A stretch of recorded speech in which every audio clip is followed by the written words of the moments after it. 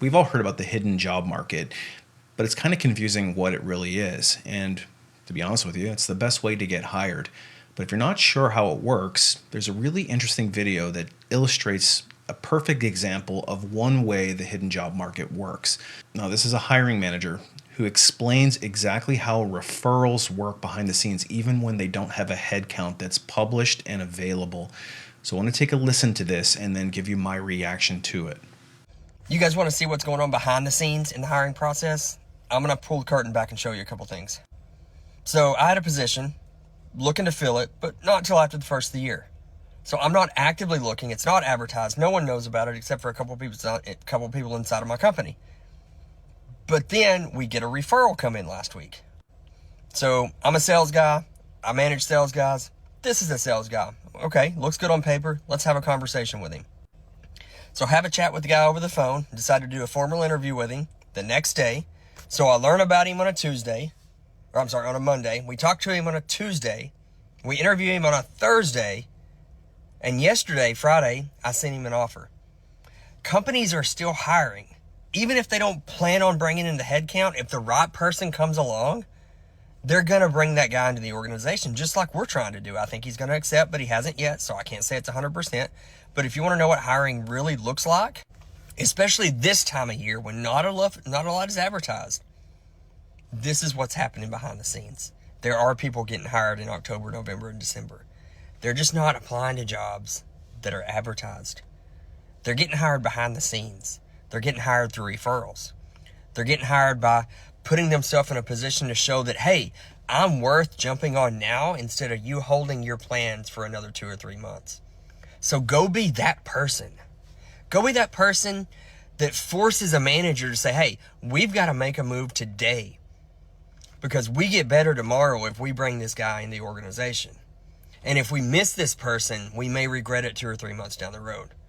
Go be that guy. Okay, so let's talk about what happened here. This hiring manager had plans to hire in the beginning of the year, but didn't have the actual headcount just yet. In fact, may not have even had budgeted headcount until the first of the year. Now, as I record this, this is in October, so it's pretty relevant. October, November, December hiring. Because an employee referral, so I'm assuming somebody on his team, somebody referred a candidate to him, and he saw the candidate, felt that it was a really good fit, he decided to interview the person even though they didn't have an active job, but he had plans to hire in the future. Now, this is what is considered to be the hidden job market. So it's not technically a role that's being advertised, but rather it's a role that he is going to fill, but this candidate came into the process before he was ready, and it actually necessitated him moving his hiring plans up. So he had to go and likely talk to the HR people, get the headcount approved for this fiscal year. There's a lot of steps that he had to take, likely behind the scenes. But he saw a candidate that he was really interested in, and if he waited till the first of the year, told the candidate, hey, we'll circle back with you at the first of the year, the candidate likely would not have still been there. So the candidate obviously was very effective in showing their fit for the role. And with the employee referral, there is likely a higher degree of engagement by the hiring manager because the hiring manager is going to take the word of the person who referred them. Usually we don't refer people that we don't like. So this hiring manager is likely already got a positive impression. The resume is obviously good. And not only did the person get hired before the budgeted headcount, but listen to the speed at which they got hired. They applied on, it sounded like a Tuesday. By Thursday, they were interviewing. By Friday, the person had an offer. So it was a very quick process, and that's what happens when top candidates end up using and leveraging networking. So this person obviously was talking to somebody on their team, a target company. The guy said, hey, we may be adding to our team. The employer maybe didn't even know that they had a job that was going to be posted. This is still several months off, and the hiring manager doesn't necessarily going around telling everybody that they're going to add headcount. But they probably just sent the guy in and say, hey, here's a resume. If you're ever adding to the team, this guy, he's really good. I can vouch for him. So he gets into the interview process and basically gets expedited. Clearly, the candidate was strong. If the candidate wasn't strong, they would have likely slow played it and told them, we'll wait till after the first of the year to revisit it. But on paper, the person was interesting. The employee referral holds a lot of weight. When we look at how candidates are ranked, Internal applicants are first. They're the first priority on the pecking order. Then it comes employer referrals. So if you get referred by an employee, you're typically going to pass by all the extra candidates who are already sitting in the bucket. You move right to the front of the line as an employer referral. Reason being is that most companies want to encourage their employees to refer people for this exact reason. They get better quality candidates, people who already have a basic understanding of the job. They've already kind of vouched for it. It's less risky for the employer, for the hiring manager. And generally speaking, you don't want to piss the person off who submitted an employer referral, especially if it's a good employee. You don't want to piss them off by not talking to the other person. They'll stop referring people, and you could turn somebody off completely to the department, to the company, if you mess around with that. So most every company I've worked for, they take employer referrals very seriously. So that would be the second priority. Third priority is going to be sourced candidates. So candidates, as me as the recruiter, takes the profile from the hiring manager. This hiring manager sits down with me and says, I need these 5 things, must-haves on a resume.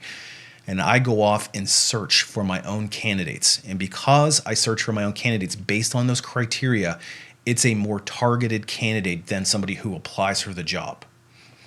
That means that people who apply for the job are at the lowest level in the pecking order of priority in the interview process. Doesn't mean that if you apply for jobs that you're not going to get an interview, because people do get hired, and that's probably the most common way, but it's the hardest way. He described how employer referrals work and how the hidden job market works perfectly. So I wanted to just show how this process actually looks behind the scenes. So if you're somebody that is trying to get your foot in the door at a target company, see if you know anybody that works at that company, and then reach out to them and try to get your name submitted that way, because it's going to give you a much better chance of getting looked at by the hiring manager. You know, he didn't have to go through the recruiter. The recruiter didn't sit there with 1,000 applications. You're just one of those applications in a big, huge bucket. Circumvented the recruiter altogether, went right into the interview process, immediately gets hired, doesn't have to go through any of those extra hoops that most people struggle with and are frustrated by. And another thing I want to point out is that at the end of the year, usually starting in September through, I'd say, October and the beginning part of November, there's usually a rush to get the final budgeted headcount filled. So there's usually a flurry of activity around the time that right now, like as I record this video.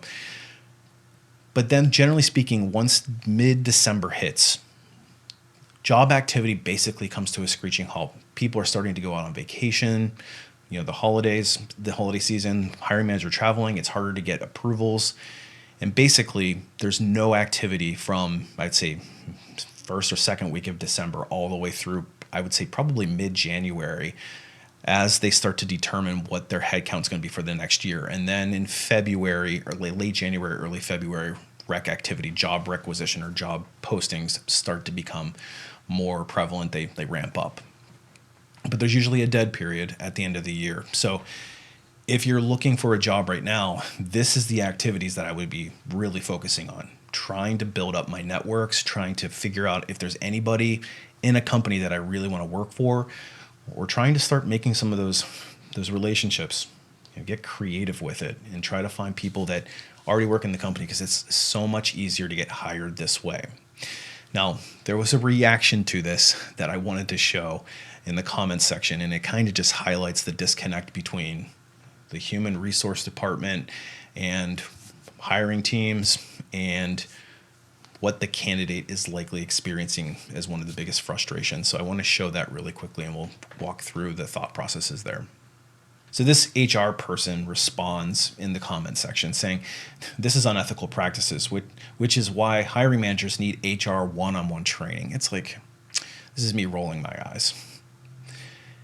There are no additional candidates. At least 2 or more candidates should have been interviewed. In reality, you don't know if he's the right person. The candidate got the job due to referral more than the skill set. In all my 12 years of HR, referrals almost never work out. That's actually not my experience at all. Referrals tend to be the very best ones in most cases, because they're already pre-vetted by the person. They're not going to refer somebody who's a bum, because it reflects poorly on the employee. And the fact of the matter is that this is the employer red tape, the HR red tape that typically slows down things. So you're somebody that's in an interview process. Basically what she's saying is, this guy already knows he's going to hire this internal, because the internal is like the most clear fit for the role. But now he's forced to interview a few other people. They're forced to stop the requisition. They're forced to go out and recruit the role. They're forced to go through all the interview processes with people who are likely never going to get seriously considered for the role. So you're going through these interviews without any chance of getting hired, and then they hire somebody else, and then you get pissed off because you feel like you just wasted all your time. You put all your energy together on a presentation, and they already basically had their person picked out. This is part of why hiring is broken for a lot of people. This mentality, this like rigid human resource thing. From her perspective, this is what a lot of this is not like directed specifically at her, but rather the human resource profession in general. This is very common practice where they say you need to have at least 2 or 3 people that you're interviewing with. And to me, that's just such a boxed in mentality that if you find the right person, hire the right person. Don't put people through needless processes just to check a box, because this is essentially what she's doing. She's just checking a box. So the person who published the video says it's not unethical at all. I completely agree. It's not unethical at all. And the referral got him the interview. He won the job. Yeah, the person clearly had a good interview. They interviewed well and was able to turn it into a job offer. And I turn down more referrals than I hire, but I will always interview somebody who comes from a referral. Rightfully so, and he should. And we always, as recruiters, always encouraged our teams to interview referrals. Even if they weren't a close fit, they were reasonably somewhat of a fit, we would still interview them. And mainly just because we wanted to show the employee who's referring people that, yeah, we actually take these seriously and we want you to keep on referring people. But you never know. And it says if they're good enough to do the job, why would I continue looking? So why would you go through this needless process, slowing down everybody? The job is open. This guy's going to lose a candidate because we have to go through the corporate HR red tape that's completely needless. Then she responds saying, I told you, he told you exactly what he was coached on, and that's what referrals do. It's like, roll eyes here. Yeah, he probably was coached a little bit on what exactly to do, but he's pre-vetted in my mind. If the guy can go through, he has demonstrated experience, he can talk deep. You're not going to, these hiring managers do this job for a living. Human resources does not do, recruiters don't do these jobs for a living. You're not going to pull the wool over. In 99% of cases, you're not going to pull the wool over a hiring manager's eyes or a technical expert who is part of the interview process, because they live and breathe this stuff. So this idea that somebody is going to be coached up by an employee and flub their way through the interview and then come out being a complete stinker is like, yeah, does that happen? Sure. I'm sure there's cases where that happens, but more times than not. And maybe I just recruited very senior roles for a lot of my career where, the people really needed to know their stuff, and you were not going to just wing it in an interview and get hired. You had to know your stuff, but maybe she's dealing with some lower, like more entry level people who kind of just coach. I don't know, but nonetheless, to say that they were simply coached up and with referrals, it sounds like she's a bias against referrals and doesn't want the referral hired, so kind of circumvents that whole process. But it says that's why you almost always interview at least 1 or 2 more strong applicants, but you sent the offer to the candidate who didn't apply in a posting because there was not one to apply to and no additional candidates. Hopefully he works out in the long term. Does it matter? If the candidate lands in your lap, the candidate does good work by doing the networking. This is how hiring works. If the candidate lands in the hiring manager's lap, that's called employee referral. That's called networking. That's why networking works. That's the whole point of it. And then another person says, what's unethical about having to decide to hire somebody for a job already, usually internally, then wasting two other applicants' time? It's not just 2 applicants. There's a lot of people who are pre-screened. All of the people who applied for the job put together custom resumes, went through the whole application process. Maybe there's assessments, all of these needless steps to basically check a box. That's what she's trying to do, is just check a box. Okay, you did. Okay, now we can hire this guy. Basically, all you're doing is just wasting everybody's time. And he's saying that's rampant and unethical. It is absolutely rampant. And to me, it is kind of unethical. I understand, like, from their perspective, well, we want to make sure that everybody gets a fair shot, that we're truly hiring the right fit. But that comes from the perspective of people sitting behind desks who don't actually do the work. That's a perspective that's not business focused, I guess is what I'm trying to get at. And it's this to me is why Yeah, I have a lot of good human resources people that I've worked with. Do not get me wrong. But this is why the human resources profession in general is looked at as a relative joke. This kind of needless stuff just to check a box and to prove your worth. So I thought this was a really interesting interaction. I also thought that this was a really interesting insight into how hiring, the hidden job market, and the employer referral process actually works. This is networking 101. So if you're somebody that is struggling in your job search, I would try really hard to look at building your network with people, especially those targeted companies that you would love to work at. If you're applying to a job, it might be worth checking and seeing if you know anybody that works there. This stuff absolutely works, especially in difficult labor markets. Guys, you have to figure out a way to get around the glut of applicants. Being an applicant, applying to a job post is the hardest way to get hired. The best ways to get hired are to build a brand and let people know who you are and have them come and reach out to you, and going through employee referrals, going through the hidden job market. This is really the best way to get hired. If you need help doing this, this is exactly what I specialize in, teaching people how to start leveraging. And I've got a website called A Life After Layoff. It's loaded with tips and tricks, all from an insider's perspective. There's a bunch of free articles that you can check out over there. There's a free webinar that you can go through to learn how to reclaim control in your career. And I share my deepest and most intimate knowledge in the form of some training courses, which teach how to do this stuff in real life, how to build those resumes, how to build those networks, how to reach out and develop and nurture relationships in a way that's not awkward. So I've got a course on resume writing, which teaches you how to write your resume from a recruiter's perspective. That's where Resume Rocket Fuel comes in. And then the entirety of the hiring process, from job search through all the way through job offer and everything in between. All the steps of the interview process are broken down in great detail, so that if you actually are fortunate enough to get the interview, you know exactly what it is that you're doing. There's no winging it. You have methodologies to recall interview answers really quickly and easily, and then give you tips and techniques on how to negotiate your offer so that you're not leaving any money on the table. And that's through the Ultimate Job Seeker Bootcamp. And then actually how to leverage LinkedIn and other places, your networks, to build ways of getting these referrals, to get your name in front of the right people, to skip the recruiter altogether. And that's through unlocking LinkedIn.